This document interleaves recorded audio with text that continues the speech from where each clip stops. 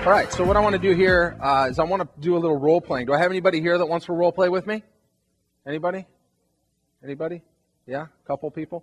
Okay, so it's the first one up to the stage can role play. First one that wants to come up. All right? Come on in. State your name? Somil. Somil. Let's give Somil a round of applause, guys.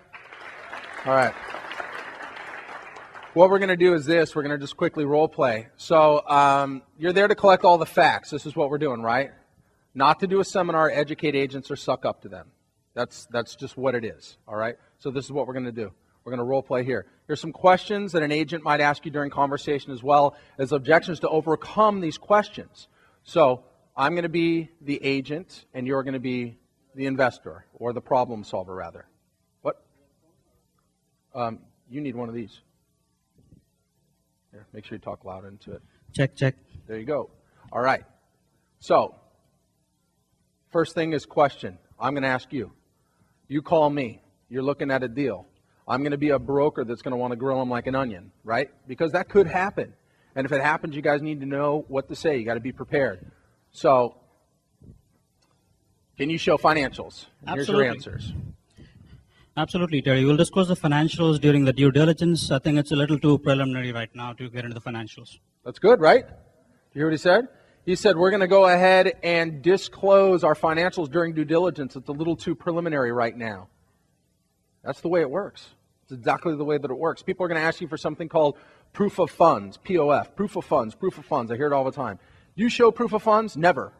We show proof of funds during due diligence when we have a point of a meaningful relationship. Here's my next question for you, Samel. What's your company's name? Well, we'll disclose that at the point of meaningful relationship. I'm not asked to disclose it right now because I work with a nationwide group of investors. Cool. So, all right.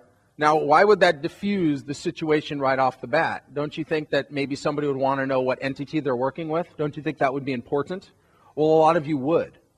But I'm here to tell you right now that if Walmart were to give a call to Herm, and Herm was the broker, and Walmart were to be calling, and Herm asked the same question, right? What's your company's name? And I work for Walmart. This is going to be my answer. Well, I'll disclose that at a point of a meaningful relationship. I'm asked not to disclose that now. Because if I said, Herm, I work for Walmart, and we're looking at for about 60 acres to 80 acres, prime commercial with road frontage, what happened to the price? Just went up. This is the big business, guys. This is where it's at, all right? You don't have to worry about being grilled. So here, more role play. So, hang on, this clicker isn't recognizing my clicks. Okay. Here we go. All right. Have you ever worked in this area before, Samil? No, we haven't, Terry. We haven't worked this area before. That's why we are here to hire some professionals, and we are having this conversation right now. Right. What you just did was you put the whole conversation back on them. You did a resort to a higher authority approach. You told them straight out, have you worked in this area before? Actually, no, we haven't. We haven't worked in this area before, and that's why we hire professionals to do what they do best. We bring in the right professionals, and that's why we're having this conversation right now. My next follow-up to that would be, do you have any referrals for a good engineer? Or do you have any referrals for a good property management company to fill vacancies? That's the type of follow-up that you need to do. Now what you're doing is you're holding the power and you're putting the question back on them. Do you guys understand the value of that? It's huge. I had a question, Terry. You're the broker, I'm the investor. Right. Are you representing me, or are you a seller's agent? What part of transaction? I could be any broker, okay. A buyer's broker, a seller's broker. It's irrelevant. It's just that I'm representing the deal. Are you capable of taking on a project this size, Samil? And here's your answer. Yes, we look at purchase projects. We look to purchase projects of all sizes and all price ranges. So this is very much in our ballpark. Good. As you can see, what I just got through asking them is, are you capable of taking on a project this size? Can you do a project? The project this size is kind of ambiguous. It could be a project of this size for dollar amount, a project of this size because it's 60,000 square foot building, or if it's 500 acres. It could be a lot of different things. It's an ambiguous question, but the answer sums it up. Yeah, we look to purchase projects of all sizes and price ranges. That's the correct answer. And that's the way that you're going to go ahead and address it. So the next one is, what projects have you taken on? And I hear that one quite often.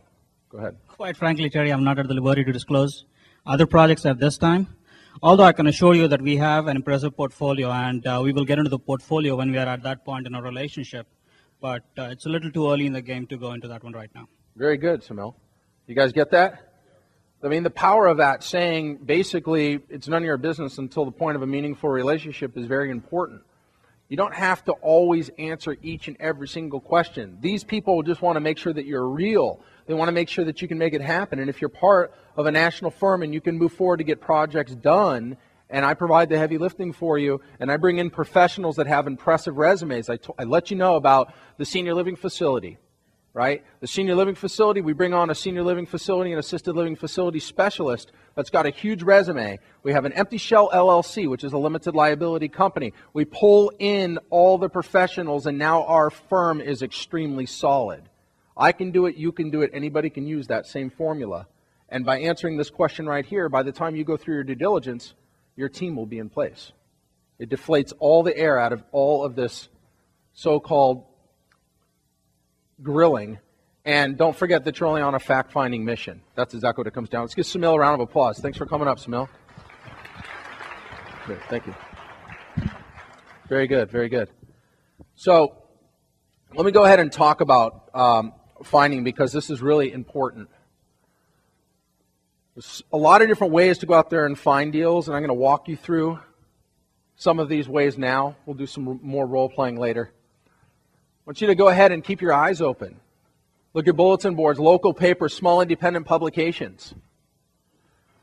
One of my students actually was looking at a paper called The Thrifty Nickel and noticed that there was a lot of mobile homes, not park, mobile homes for sale. They were liquidating these mobile homes.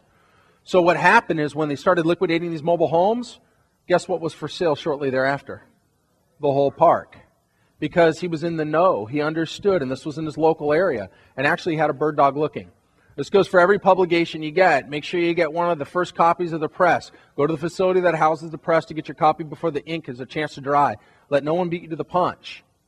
This is being extremely aggressive. This is one point that you can point your bird dog to do, just this one thing. We're going to talk about the whole complete bird dog system later, today, and tomorrow. We're going to go in detail on how you can put a whole complete bird dog system together with little to no effort and have deals coming through the pipeline that are far better than most deals out there on the plate.